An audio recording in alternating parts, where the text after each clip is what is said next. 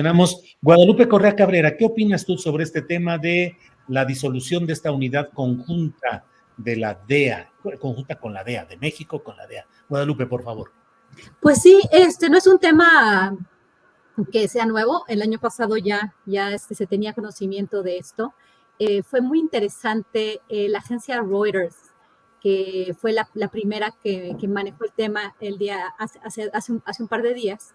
Y bueno, sale un artículo con respecto a esta disolución y me parece muy interesante. Me parece un tema fundamental y también el tono de la nota y además de todo las voces en la nota y lo que implica la desaparición de esta unidad especial que ha operado desde 1997, desde el sexenio de Ernesto Zedillo, si no mal recuerdo, y bueno, está siendo pues disuelta. El gobierno mexicano no quiere continuar bajo esta línea y esto preocupa a los oficiales de los Estados Unidos, a los analistas.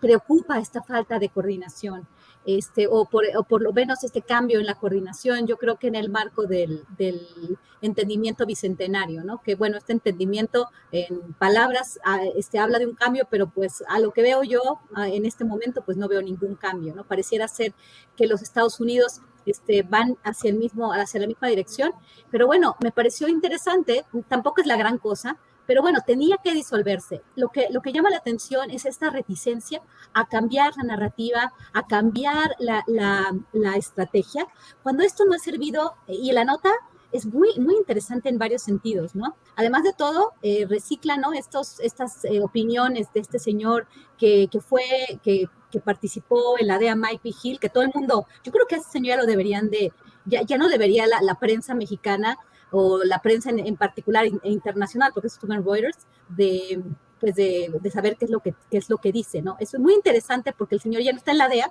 y ya no sabe nada, ya no está dentro, ¿no? Pero siempre todo el mundo busca su opinión. La verdad, yo quisiera que ya este señor ya dejara de hablar. Es más, estaba preocupado porque qué va a pasar con Estados Unidos, con México. Esta cooperación va a dejar a Estados Unidos y a México muy mal. Pues sí, precisamente todos estos años, con esta vinculación tan cercana de las agencias de América Latina, porque este tipo de unidades especiales pues no solamente operan en México, pero en el caso de México y Estados Unidos, durante todos estos años tenemos más narcotráfico. Estados Unidos cada vez está más invadido de drogas, tiene una crisis de adicción muy fuerte al fentanilo y a las drogas sintéticas, que eso también quisiera hablar de eso. Y México cada vez tiene más muertos. Entonces, hablar de eso y mantener se oye un poco mal, ¿no? Sí, alguien tiene abierto el sonido del programa y está ya.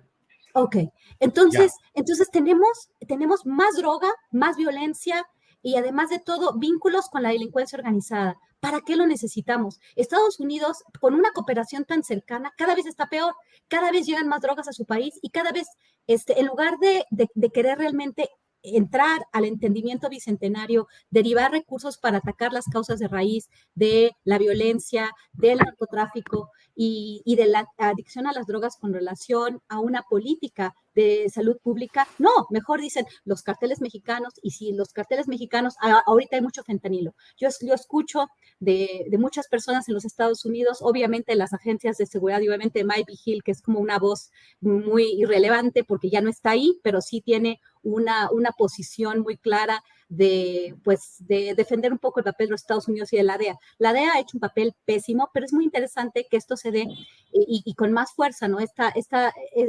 digamos, esta separación, esta desvinculación de las actividades conjuntas y de la pertinencia de las actividades en el territorio debido a un cambio, ¿no? En la estrategia antinarcóticos que me parece adecuada, ¿no?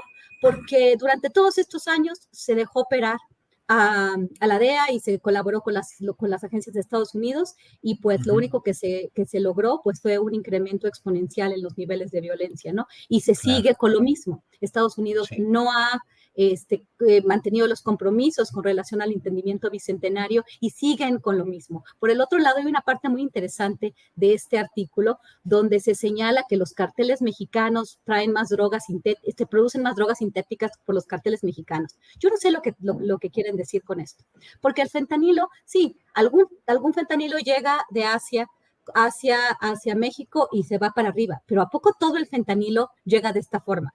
Y de verdad, las drogas sintéticas se producen solamente por los carteles mexicanos en México, porque yo pensaría el riesgo que existe de mandar la droga desde México, lo que se pudiera hacer en Estados Unidos. O sea, obviamente hay sustancias que vienen de México, otras que vienen por mar, otras que vienen por aire. Pueden venir de formas muy diferentes, ¿no? Y no necesariamente los carteles mexicanos, como se conciben, como los tenemos en el imaginario, van a traer la droga a los Estados Unidos. Por el otro lado, si Estados Unidos quisiera pues realmente ganar la batalla, ganar la guerra contra las drogas, pues entonces se preocuparía en ver cómo se distribuye la droga en los Estados Unidos, quién la distribuye, quién lo permite, cómo operan sus policías, las policías de las diferentes ciudades, de los diferentes estados, y además de todo, vincularía sus recursos, estos billones de dólares que ha gastado en operaciones de colaboración antinarcóticos en América Latina,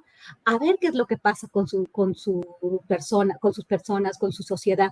Es una cuestión que me llama mucho la atención por lo grotesco, por lo arrogante de la nota, por el lenguaje utilizado, por las fuentes utilizadas, y finalmente me parece una opción viable y una acción positiva, ¿no? Porque si con todos estos años que lleva operando esta unidad seguimos peor, tanto en México como en Estados Unidos, pues ¿para qué tener este tipo de cooperación? Claro. Muchas gracias.